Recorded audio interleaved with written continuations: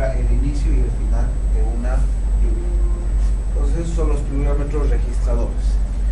Y los pluviómetros totalizadores se utilizan en regiones lejanas, ¿viste? Entonces, ¿qué es lo que pasa?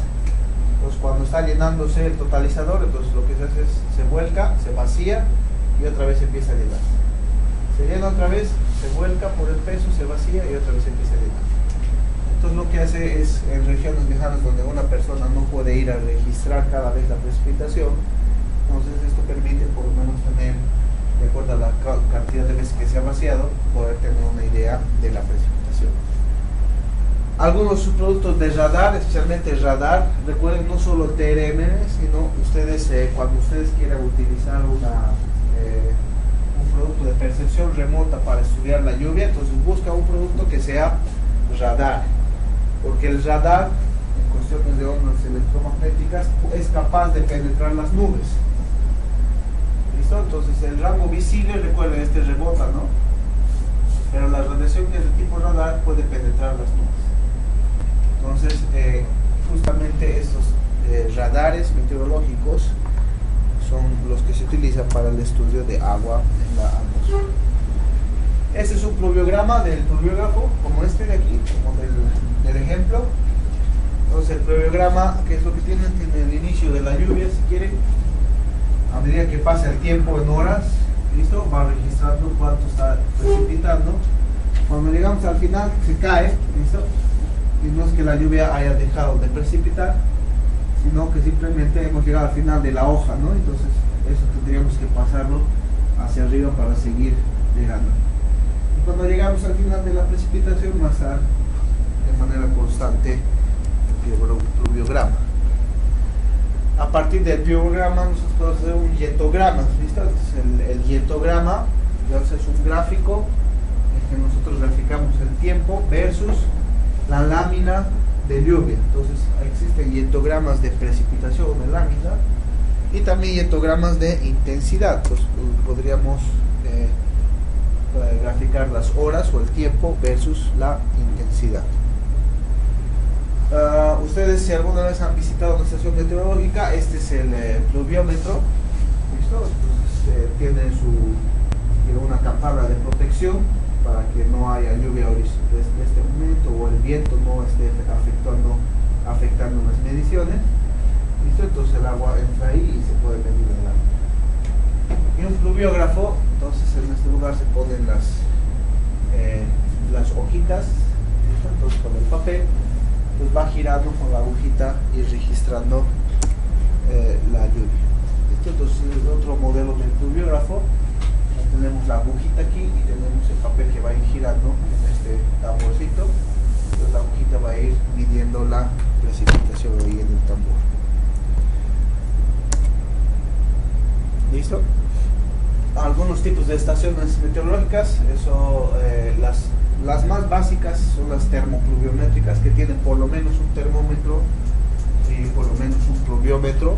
¿Listo? Eso es lo que suele tener el CENAMI, básicamente son termopluviométricas, pero tenemos climatológicas principales o climatológicas ordinarias con mucha mayor cantidad de elementos de medición, donde podemos medir vientos, radiación solar, temperaturas en el suelo a diferentes profundidades, etc. Una estación automática, existen de las que son inclusive portátiles, hay unas que son en un maletíncito que uno puede llevar, estacionarlas donde tenemos el proyecto, ¿no? Con unos cuantos años o meses, y otras que son permanentes. Las automáticas tienen tener sensores de velocidad, que son estos de aquí, estos como paletitas ahí, y dirección del viento, sensores de temperatura en el aire y en el suelo.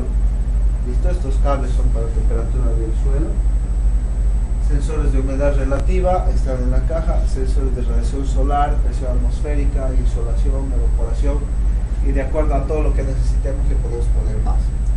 La ventaja de las estaciones automáticas son que se pueden programar para que se descargue la información a computadores en tiempo real o cuasi real. A veces hay que ir a descargar en la computadora, ¿no? Hay un data logger y hay que poner la computadora y descargar, y a veces se puede si se tiene un poco más de dinero, poner la señal para que nos envíe al celular, por ejemplo, la información, ¿no? Como como se hacen algunos proyectos aquí en Bolivia ya. Esta es la paginita del Cenami, donde se descarga la base de datos. Aquí dice bases de datos. Funciona mejor en el Explorer porque es donde han programado los del Cenami. ¿Listo? Entonces solo para descargar datos del Cenami vale la pena entrar al internet con el Explorer en vez de el Chrome o el Firefox. Esto porque a veces se corta la señal, no sé, no lo descarga bien los datos. Entonces hay bases de datos mensuales, lluvia diaria, radiación, depende de cómo está puesta la estación. Y para el Servicio Nacional de Meteorología también tenemos el GOES, un satélite que es un satélite meteorológico. Entonces cuando ustedes ven esas imágenes que muestran en la televisión, ese es el satélite GOES que están mostrando, ¿no? Para ver dónde hay acumulación, puntos de calor o puntos de acumulación de agua, o cuando se puede ver el movimiento de algún frente frío. Entonces es posible hacer pronósticos a partir de productos de percepción remota. Existen mucho más satélites, estos no son ni siquiera todos los que hay para meteorología. Está Meteosat, GOES, MDSat, FakeView, OMS, Calpana, TRMM, QuickSat, Meteor, NOAA, varios satélites de NOAA, varios, realmente una cantidad grande. ¿Listo? ¿Cómo hacemos los datos y el análisis de datos pluviométrico? Sabemos que hay alta variabilidad de precipitación, especialmente lluvias diarias. Entonces es muy difícil predecir una lluvia para mañana o para pasado. Entonces los pronósticos generalmente tienen como 4 días máximo de certeza, pero no siempre son adecuados. Se puede ver la influencia de estaciones meteorológicas. A veces tenemos estaciones meteorológicas cada cierta distancia, ¿no? Cada 5 kilómetros, 10 kilómetros. Entonces se puede pensar, aunque no es lo correcto, pensar en una cierta influencia de la estación meteorológica hasta cierta distancia, ¿no? Cierta área de influencia de cada una de las estaciones para el registro. Hay datos reducidos o inconsistentes, eso se van a encontrar ya en la práctica cuando ustedes estén haciendo sus proyectos. Muchas veces se van a encontrar que en estaciones meteorológicas, especialmente lejanas, donde hay una persona que tiene que registrar los datos, suele existir el pronóstico de aquí hasta 2 semanas, ¿no? O sea, la gente se inventa los datos y pone. En varias estaciones, por ejemplo, en la época de Navidad, los días de Navidad, ya muchos registran los datos de lluvia de Año Nuevo más, ¿no? Para poderse salir toda la semana. Eso es algo que pasa, es una realidad, y no solo aquí, sucede en muchos lugares. Entonces a eso se refiere con los datos inconsistentes, ¿no? Entonces que si tenemos una cierta duda de eso, entonces es mejor no utilizar esos datos. Entonces la estadística es una herramienta muy grande, entonces para cuando tengamos inconsistencias de datos o datos reducidos, podemos utilizar algunas herramientas estadísticas para poder trabajar con eso.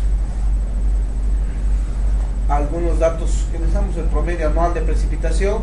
El promedio anual de precipitación, solo para el caso de precipitación y evaporación, el promedio anual es la suma, ¿listo? Entonces la suma de toda la precipitación en el año, ¿listo? Eso es lo que se conoce como un promedio anual de precipitación. El rango de precipitación, desde la mínima hasta la máxima, y la desviación estándar, ¿listo? Que es, si quieren, el promedio de desviaciones individuales a partir de la media, ¿no? Al cuadrado, y la raíz de eso, la desviación estándar.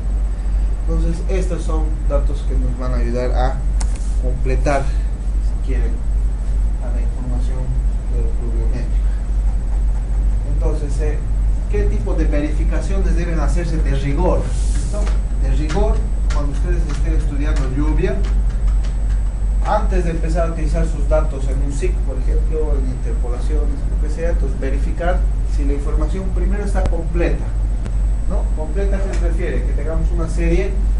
Si quiero estudiar el año 2013, si quieren, y las precipitaciones mensuales, entonces que los datos estén desde enero diciembre, completa, no que aquí no haya nada, o sea, puede que no haya llovido nada, ¿no? Pero que esté registrado, a eso se refiere que esté completa. Que sea consistente, ¿listo? Que sea consistente. No podría haber una precipitación que sea menos 20. O sea, a eso se refiere la consistencia. No podría haber registros de precipitación, ¿listo? Que diga menos 5. ¿Listo? O sea, si es menos 5, ¿qué puede ser? Pues, puede ser evaporación, no sé. Pero no debería estar en el registro de precipitación, ¿no? Si en temperatura podríamos tener, como en Oruro o en Potosí, en varios lugares, no hay problema, ¿no? Valores negativos. Pero en precipitación no deberíamos tener precipitación. Y suficientemente extensa, porque si yo quiero hacer, por ejemplo, un estudio de seguridad para un puente o un estudio de seguridad para una carretera, yo necesito una observación mínimamente de 5 años para un puente relativamente pequeño. Para un puente grande, por ejemplo, los puentes que hay del camino hacia el Chapare, necesitamos una seguridad de 100 años. Entonces, deberíamos tener 100 años de medición por norma, ¿listo? Pero como no tenemos, estadísticamente se pueden hacer proyecciones, ¿listo? Entonces existe una forma de hacer proyecciones, eso es una de las prácticas que vamos a hacer para poder hacer proyecciones en el tiempo, ¿listo? Aunque tengamos pocos datos, poder hacer una proyección a 100 años. ¿Listo? Entonces, si sabemos que deberíamos analizar, ¿no? Verificar si la información es completa, si es consistente, si es suficientemente extensa, entonces debo hacer justamente estos mismos datos, ¿no? Si yo no tengo los datos completos, completarlos de alguna forma. Analizar los datos de la consistencia, por ejemplo, poner un condicionante. Si los datos son menores a 0 en precipitación, entonces que me los ponga vacío en el Excel, se puede poner la condicionante.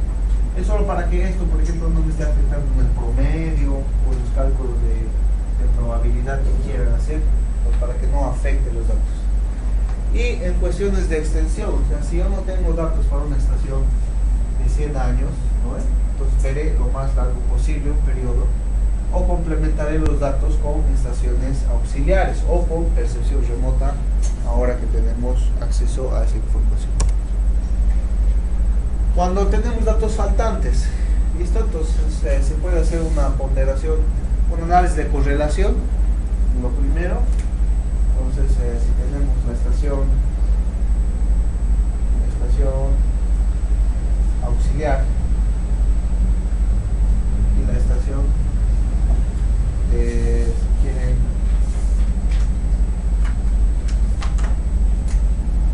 la estación de interés,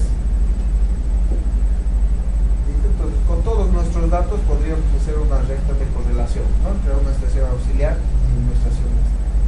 Y aquí podríamos tener una recta, ¿no? De la forma Y igual a mx más b, ¿listo? M la pendiente y b este punto, ¿no? Aquí. Entonces con esta recta de correlación, si en mi estación de interés yo no tengo un dato, por ejemplo para el año 1980 me falta un dato, pero si mis demás datos se comportan bastante bien, entonces podría yo calcular con esta ecuación mis datos para 1980 también. Entonces a partir de mi estación auxiliar. Entonces se refiere al análisis de correlación. Otra es la ponderación de distancias, ¿no? Entonces la ponderación de distancias, si yo tengo una estación A, sabemos que tiene esa distante hacia la estación B, hacia la estación C y hacia la estación D, ¿no? Con cierta cantidad de kilómetros, 45, 35. Y sabemos que hay precipitaciones de registro ahí. Y yo necesitaría un registro para A, entonces podemos utilizar esta ecuación, si quieren, en la que vamos a ponderar las distancias de acuerdo a pero ponderar las precipitaciones de acuerdo a la distancia. ¿Listo? Entonces, ¿qué es lo que hace? Nosotros tenemos la precipitación por un W, que es el inverso de la distancia. Entonces, la precipitación por W en cada una de las estaciones conocidas. ¿Listo? Y luego eso dividido entre la suma de las W. Entonces podemos calcular el valor de A.